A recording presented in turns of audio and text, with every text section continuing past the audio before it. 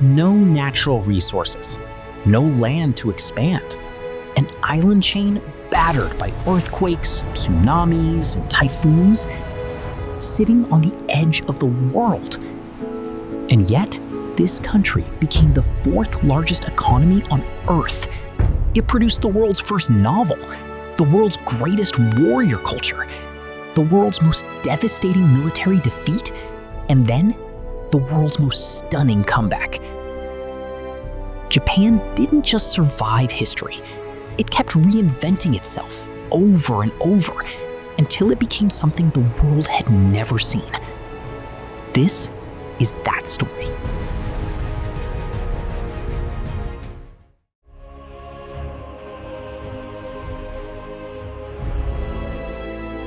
Japan's story begins the way all great stories begin, with gods. According to Japanese mythology, two divine beings, Izanagi and Izanami, stood on a bridge floating above an endless ocean. They stirred the sea with a jeweled spear, and the drops that fell became the islands of Japan. For thousands of years, the Japanese didn't see this as mythology. They saw it as fact. And that belief that Japan was literally born of the divine would shape everything that followed. The first real inhabitants, the Jomon people, arrived over 30,000 years ago. Hunters, gatherers, some of the earliest pottery makers in human history. Then, around 300 BCE, migrants from mainland Asia, the Yayoi, arrived bringing rice farming, bronze tools, and new ideas. Two completely different peoples on a chain of islands with nowhere to run. What happened? They didn't destroy each other. They merged. Modern Japanese people carry the genetics of both, and this pattern, absorb, adapt, blend, would become the defining superpower of Japanese civilization. By 300 CE, powerful clans controlled different regions. The strongest? The Yamato clan. Their leader took a title that echoes through history to this day: Emperor. And here's the jaw-dropping part.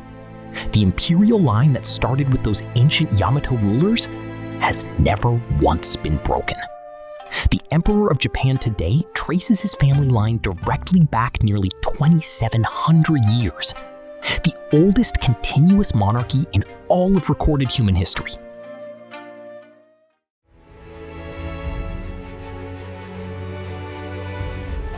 By the 6th century, Japan's leaders looked across the sea toward China and saw the most advanced civilization in the world.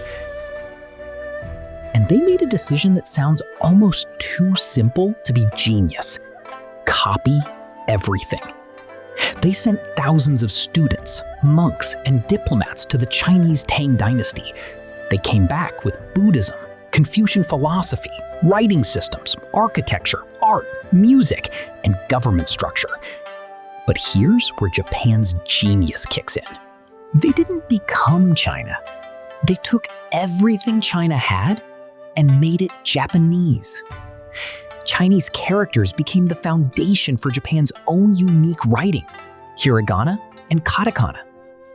Chinese Buddhism blended with Japan's native Shinto beliefs into something entirely new. Chinese court aesthetics were filtered through a Japanese eye for restraint, simplicity, and nature. In 794 CE, Japan's capital moved to Kyoto, and there, the Heian period bloomed into one of history's most extraordinary golden ages. While Europe stumbled through the Dark Ages, while most of the world was just trying to survive, the courtiers of Kyoto were writing literature. A noblewoman named Murasaki Shikibu sat down and wrote The Tale of Genji, a 54-chapter psychological novel exploring love, beauty, and the passage of time. Written in 1008 CE, over 1,000 years ago. Widely considered the world's first novel, Japan had built something exquisite. But golden ages are fragile things, and power, real power, was already moving somewhere else.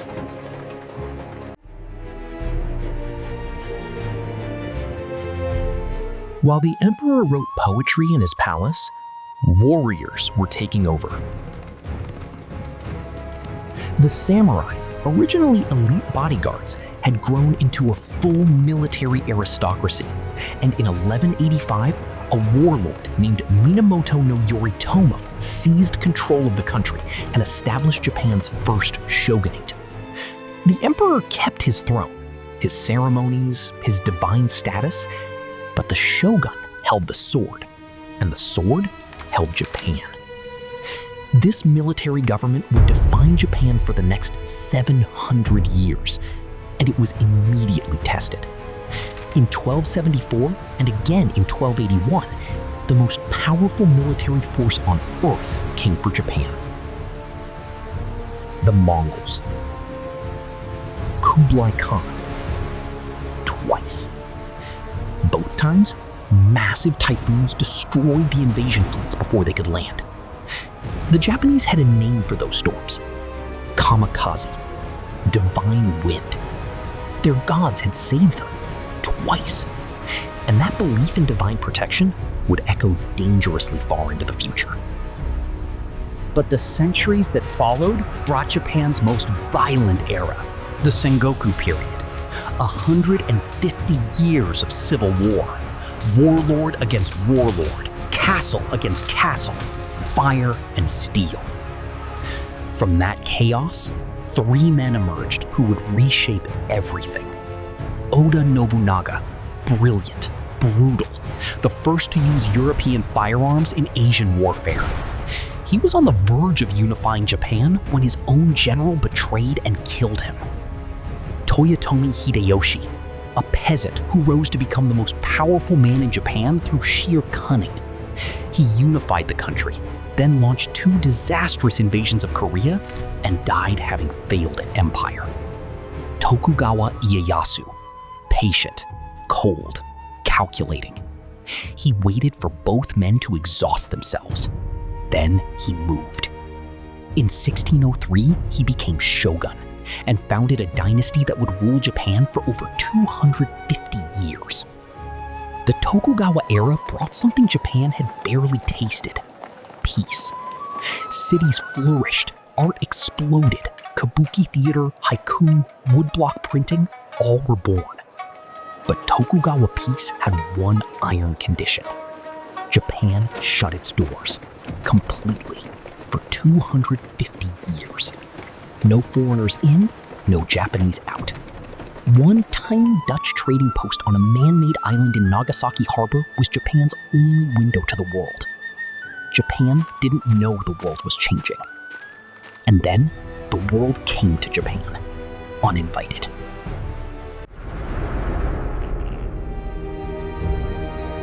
July 8th, 1853. 4 enormous warships steamed into Tokyo Bay. They were black. They ran on steam, not sails. Their cannons could level a city, and they flew the American flag. Commodore Matthew Perry, United States Navy. He delivered a letter from President Millard Fillmore: "Open your ports to American trade, or else." Then he sailed away and said he'd be back in a year for an answer. Japan had never felt this before: absolute helplessness. In hushed emergency councils, Japan's leaders faced the truth. Their samurai swords were useless against steam cannons. Their isolation had left them 2 centuries behind in military technology. When Perry returned, Japan signed the treaty. The humiliation broke the shogunate's authority. Civil war threatened again. And in 1868, in a revolution called the Meiji Restoration, the emperor was returned to power, this time for real. A teenage emperor named Mutsuhito took a new name: Meiji, meaning enlightened rule. He looked at what Perry's black ships had revealed. a world that had passed Japan by. And he decided Japan would not just catch up, Japan would surpass everyone.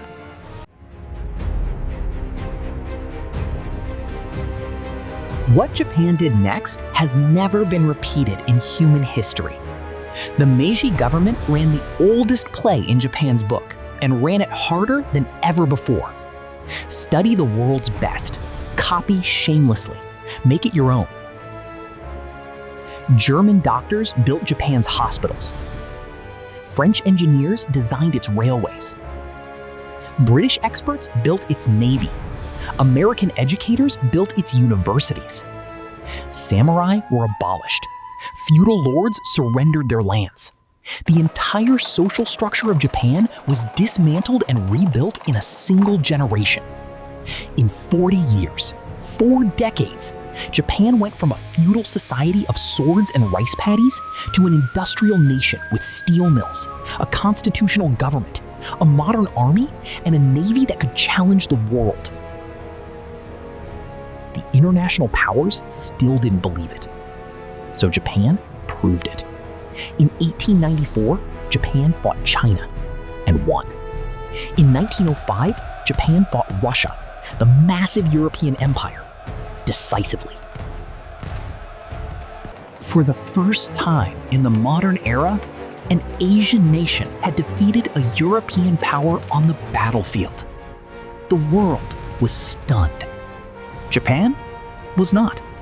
Japan had simply become what it always became when it set its mind to something: unstoppable.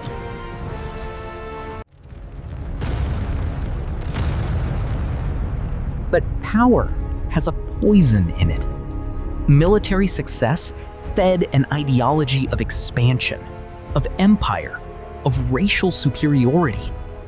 In the 1930s, Japan's military consumed the government, invaded Manchuria, then China, committed atrocities that still shadow Japan's international relationships today. And then, December 7, 1941. Japan attacked Pearl Harbor and brought the full industrial weight of the United States into the war.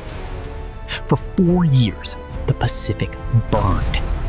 Japan's empire stretched from Southeast Asia to the Pacific Islands, then collapsed under American naval and air power, inch by bloody inch. By the summer of 1945, Japan's cities were ash. Its navy was gone. Its air force shattered. Its people were starving. Still, Japan would not surrender. August 6, 1945, a single bomb. Hiroshima, 80,000 people, gone in a single moment. 3 days later, Nagasaki.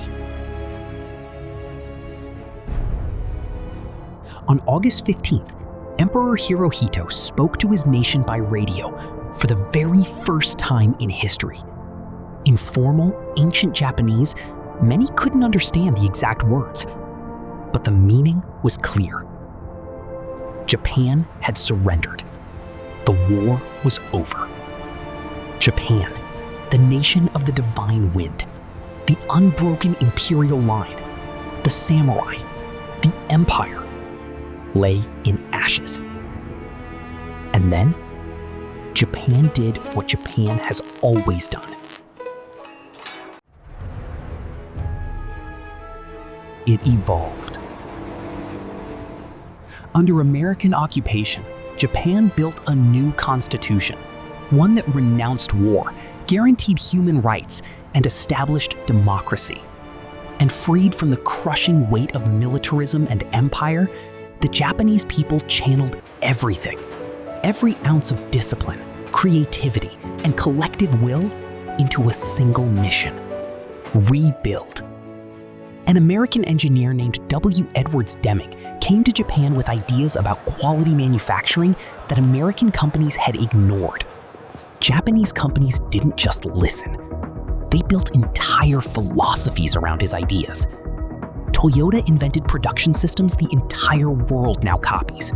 Sony put music in your pocket 25 years before the iPod existed. Honda built motorcycles and cars that redefined what reliability meant. These companies didn't just compete, they dominated. And underneath all of it was a Japanese concept the world is still catching up to: Kaizen, continuous improvement, the relentless pursuit of better in manufacturing, in products, in daily life. By 1968, just 23 years after Hiroshima, Japan had the second largest economy on Earth. The Japanese economic miracle wasn't magic. It was a people who had lost everything, applied everything they had ever known about adaptation and excellence, and rebuilt a nation from zero.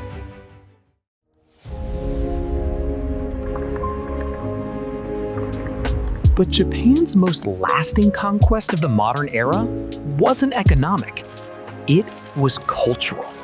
Nintendo put video games in billions of hands. Mario is more recognizable worldwide than most heads of state. Studio Ghibli created animated masterpieces, Spirited Away, Princess Mononoke, My Neighbor Totoro, that critics rank alongside the greatest films ever made in any language from any country. Manga and anime became a global cultural force that rivaled Hollywood. Sushi and ramen went from regional Japanese food to beloved cuisine on every continent.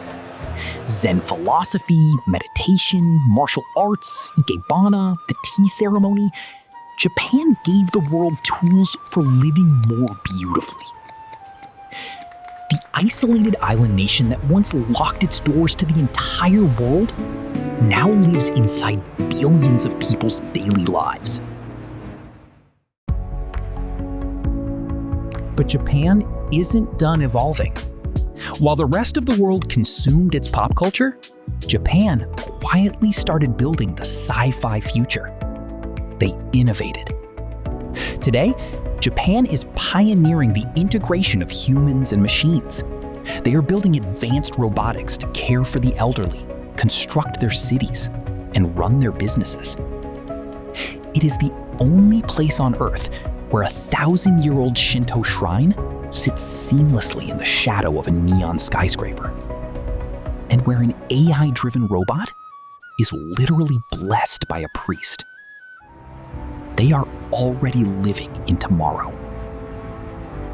Because here, progress doesn't erase the past. It protects it. The isolated island that once closed its doors to the world is now writing the instruction manual for the future of humanity. And in a world terrified of what comes next, Japan is already there. Japan faces real challenges today: an aging population, decades of economic slowdown, the pressure of a rising China, and a changing world order. But look at this country's track record. Every single time Japan has faced an existential crisis, invasion, isolation, civil war, atomic bombs, economic collapse, it has not merely survived, it has transformed into something greater than it was before. The Japanese have a saying, Nana Korobi ya Oki. Fall 7 times, stand up 8. That is not just a proverb. That is a 2,700-year-old biography. If Japan's story hit different for you, smash that like button. It genuinely helps this channel more than you know. Subscribe if you want deep dives into the civilizations that shaped the world we live in. And drop a comment right now. Which era of Japan's history do you think was its most defining moment? The Meiji Restoration, the Samurai Age, the post-war miracle? I read every single one. I'll see you in the next one.